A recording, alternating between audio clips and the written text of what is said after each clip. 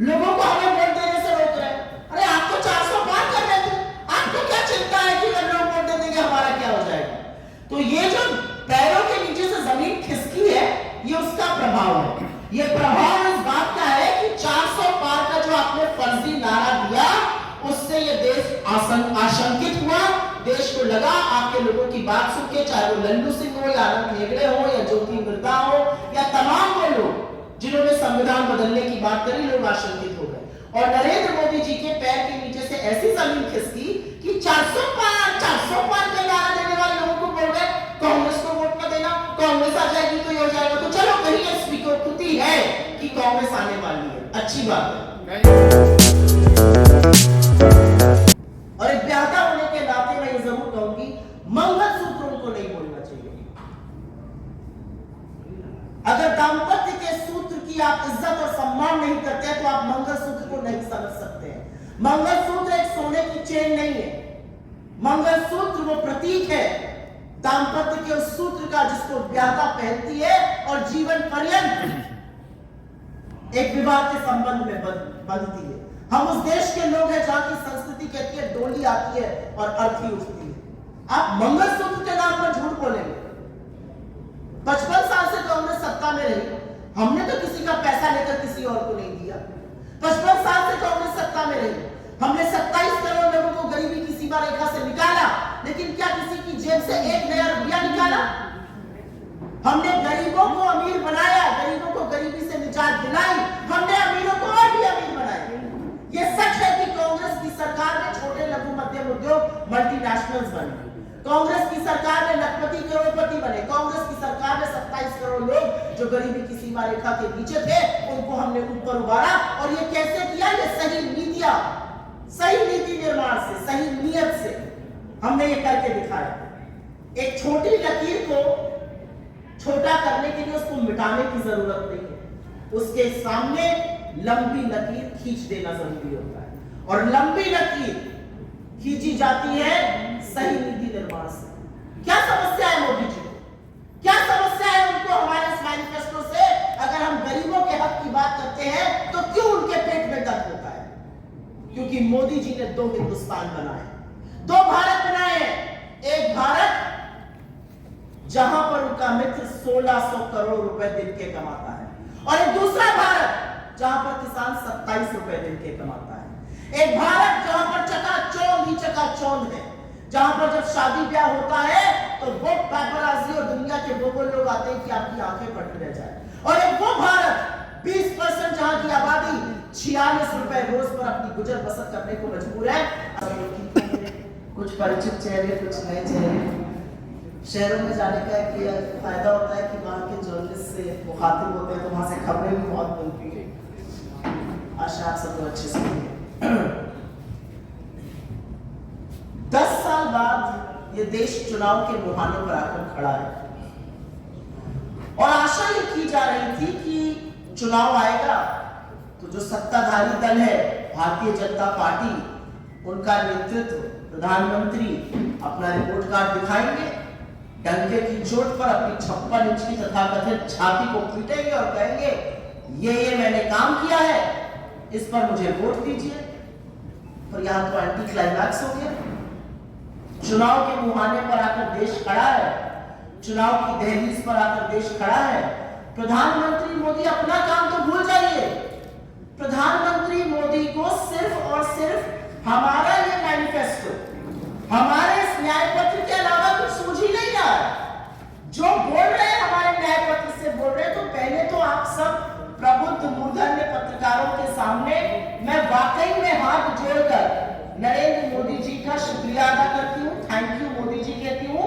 आपने इतनी चर्चा हमारे घोषणा पत्र की कर दी कि बिना हींग लगे ना फिटकरी रंग चोखा आ रहा है, हर व्यक्ति हमारा मैनिफेस्टो पढ़ रहा है, लाखों डाउनलोड हो रहे हैं। और कुछ बातें जो उन्होंने उसके बारे में कही है उसकी अभी मैं यहाँ पर कन्याओं से, पुरुषों से, युवाओं से, बुजुर्गों से, सैलरी क्लास से, बिजनेसमैन से, हर जात, हर संप्रदाय, विभिन्न भाषाएं बोलने वाले लोगों से मिले। उसके बाद उन्होंने मणिपुर से मुंबई की यात्रा करी। उस मणिपुर को जिसको जलते हुए 11 महीने हो गए, लेकिन जब जब वहां जाने का वक्त आता है प्रधानमंत्री के 8,000 जहाज का ईंधन खत्म हो जाता है।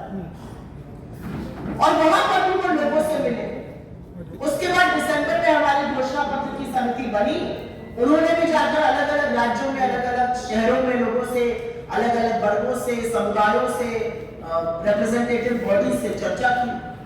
उन सबका मेल जोल, जो लोगों ने हमें अपनी अपेक्षाएं बताई, अपनी आशंकाएं बताई, अपनी जो दिक्कतें बताई और जो अपनी आकांक्षाएं बताई कि उनकी क्या अपेक्षा है सरकार से, वो क्या चाहते हैं, वो किस दिशा में इस देश को, किस दिशा में अपने भविष्य को ले जाना चाहते हैं, उसके मूलभूत आधार पर ये 46 पृष्ठ का 15,329 वर्ड का ये घोषणा पत्र आपके सामने है, न्याय पत्र। और इसको न्याय पत्र भी हमने बहुत सोच समझ के कहा। 10 साल एक ऐसी सरकार है जिसने हर वर्ग के साथ अन्याय किया। हर उस समस्या का जिसका निर्माण नरेंद्र मोदी जी की नाक के नीचे उनके तत्वावधान में उनके कारण हुआ, चाहे वो बेरोजगारी हो, चाहे वो महंगाई हो, चाहे वो आर्थिक असमानता हो, चाहे वो गरीबों का निरंतर गरीब बनना हो, अमीरों का निरंतर अमीर बनना हो, चाहे वो महिला सुरक्षा हो, चाहे वो किसानों की बदहाली हो, चाहे वो श्रमिकों के पैरों के फपोले हो, उन सबका समाधान है इस न्याय पत्र में। और इसलिए हमने अन्याय के खिलाफ एक न्याय पत्र निकाला। मैं 5 प्रमुख स्तंभ की बात कर देती हूँ। 5 प्रमुख स्तंभ हमारे युवा न्याय, नारी न्याय, किसान न्याय, श्रमिक न्याय और हिस्सेदारी न्याय है। युवा न्याय क्या है? 65% इस देश का युवा 35 वर्ष से आयु में कम है। अगर इस देश में आप पत्थर कहीं मारिए और पूछिए समस्या क्या है, तो नंबर 1 से नंबर 10 की समस्या बेरोजगारी है। और बेरोजगारी इतनी भयावह है कि हर घंटे इस देश के 2 युवा आत्महत्या कर रहे हैं। आर्थिक तंगी के चलते, बेरोजगारी के चलते उनको अपना भविष्य अंधकार में नजर आ रहा है। तो हमारा घोषणा पत्र कहता है कि सरकार बनते ही जो 30 लाख सरकारी पद केंद्र सरकार में खाली पड़े हैं उनको हम भरेंगे। हमारा घोषणा पत्र कहता है कि जो डिग्री और डिप्लोमा धारक है उनको 1 साल के लिए अप्रेंटिसशिप एक्ट के अंतर्गत 1 लाख की अप्रेंटिसशिप बनेगी, मतलब 8500 रुपए बनेगा। हमारा घोषणा पत्र ये कहता है कि पेपर लीक के चलते जिन बच्चों का भविष्य तबाह हो जाता है उसके खिलाफ ऐसा कड़ा कानून बनेगा कि रूह कांप जाए पेपर लीक करने वालों की। पेपर लीक उत्तर भारत में, यहाँ तक कि मध्य प्रदेश, उत्तर प्रदेश, बिहार ऐसे राज्यों में बड़ी भयावह समस्या है। बच्चे पढ़ते हैं, माँ बाप पेट काट के पढ़ाते हैं, गाजर मूली की तरह ट्रेनों में भर के जाते हैं, एग्जाम देते हैं, पता चलता है पेपर लीक हो गया। तो उस समस्या के निवारण के लिए पेपर लीक बनेगा, कानून बनेगा उसके खिलाफ। और सबसे बड़ी बात हमने जो युवाओं के लिए की है, और वो स्पेशली जो अर्बन एरियाज के युवा है, भोपाल में इस बात का उल्लेख करना जरूरी है, एजुकेशन लोन। जिस एजुकेशन लोन को चुकाते चुकाते कुछ साल बीत जाते हैं और किन्हीं कारणों के चलते लोग एजुकेशन लोन नहीं कर पाए, उसका एक अवधि के अंतर्गत हम उस एजुकेशन लोन को माफ करेंगे। और हमने एक संकल्प किया है कि सेना को हम भाड़े पर, कॉन्ट्रैक्ट पर नहीं चलने देंगे। सरहद को सुरक्षित करने का जो काम करता है उसका सम्मान होगा। उसका पिता आर्मी में है और उसको 24 साल में रिटायर हम नहीं करने देंगे। इस देश में 73 साल का प्रधानमंत्री अपने लिए वोट मांग रहा है और 24 साल के युवा को रिटायर कर रहा है। तो अग्निवीर जैसी योजनाओं को खत्म करेंगे और पुरानी जैसी नौकरियां बहाल होती थी उसकी बहाली होगी, उस तरह से नियुक्ति होगी। ये युवाओं की बात होगी। अब मैं नारी की बात करना चाहती हूँ। इस देश में आधी आबादी को जब तक पूरा हक नहीं मिलेगा, ये देश न खुशहाल हो सकता है न समृद्ध हो सकता है। हम लोगों ने एक सर्वे किया और हमारे पास जो फीडबैक आया वो ये था कि जो गरीब वर्ग की महिलाएं हैं उनके हाथ में पैसा जाना चाहिए। और इसलिए महालक्ष्मी योजना के अंतर्गत एक ऐसी योजना जो हम कर्नाटका में भी चलाते हैं और तेलंगाना में भी चलाते हैं, हम गरीब वर्ग की महिलाओं को 1 लाख रुपए प्रति साल, मतलब 8500 रुपए प्रति महीने देने जा रहे हैं। हमारी सरकार बनेगी और जैसा कि मेरे नेता कहते हैं, खटाखट खटाखट खटाखट ये पैसा जो है लोगों के अकाउंट में, गरीब महिलाओं के अकाउंट में आएगा। यही नहीं, जो युवा है, जो सपने देखती है सरकारी नौकरी करने के, नई सरकारी नौकरियों में 50% आरक्षण लड़कियों के लिए होना चाहिए। आप जितनी लड़कियों को काम में, जितनी लड़कियों को सार्वजनिक जीवन में जितनी लड़कियों को वर्कफोर्स में, वर्क पार्टिसिपेशन में लाएंगे, उतना सुरक्षित ये समाज उनके लिए होगा। उनको नीति निर्माण की पोजीशन में बिठाकर देखिए, अगला कोई व्यक्ति उनके ऊपर यौन शोषण नहीं कर पाएगा और लड़कियों को सड़कों पर बैठकर न्याय नहीं मांगना पड़ेगा और आरोपी को मोदी जी अपनी गोदी में गारंटी हम देकर रहेंगे। ये हमारा बहुत बड़ा एक वादा है, ये हमने अपने कुछ राज्यों में करके दिखाया है, आगे भी करेंगे। हम किसान को जीएसटी से मुक्त करेंगे, खाद, बीज, कीटनाशक, कृषि के उपकरण जो जीएसटी के अंतर्गत वसूली हो रही है किसान से, उनको मुक्त करेंगे और हम 16 लाख करोड़ मित्रों का नहीं लेकिन किसानों की कर्जा माफी जरूर करेंगे। 16 लाख करोड़ जो मित्रों की कर्जा माफी हुई, अगर वो पैसा किसानों पे लगा होता तो 25 बार आप किसानों की कर्जा माफी कर सकते थे, लेकिन इस सरकार ने नहीं की। कोई बात नहीं, घबराने की बात नहीं है, थोड़े दिनों की बेला है, चलेगी, अब हम वो करके दिखाएंगे।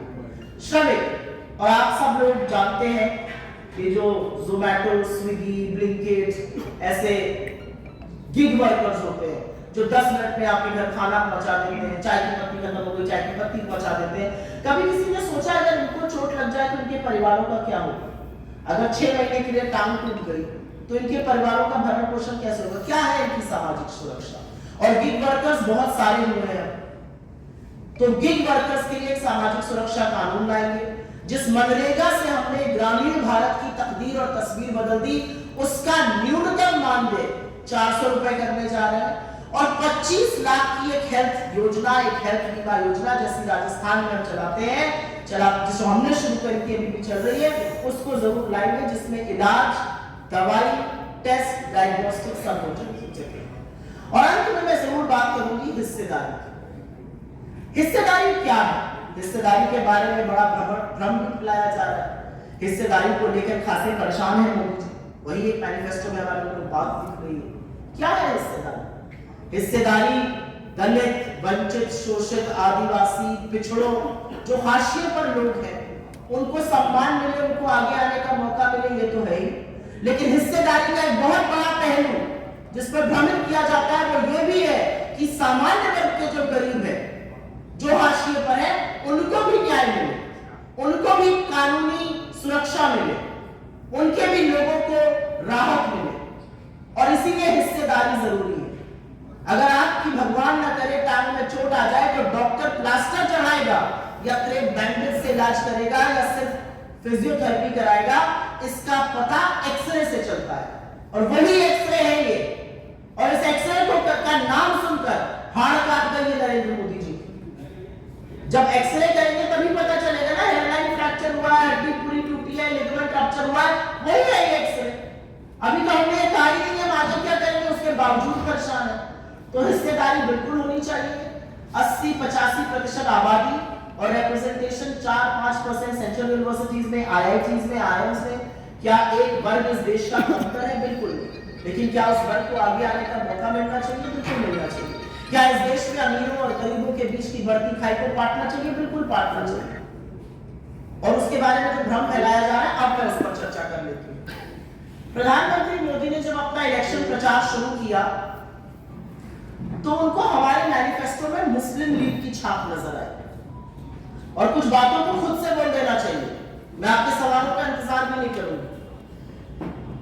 46 पृष्ठ का ये मैनिफेस्टो है, 15,329 शब्द हैं। हमारी वेबसाइट पर चले जाइएगा, चाहिए तो PDF अंग्रेजी हिंदी दोनों का भेज देते हैं, Ctrl F करिएगा। अगर मुस्लिम शब्द सुनाई देगा तो भोपाल में मुझे आइंदा से प्रेस कॉन्फ्रेंस करने की अनुमति आप लोग मत दीजिएगा।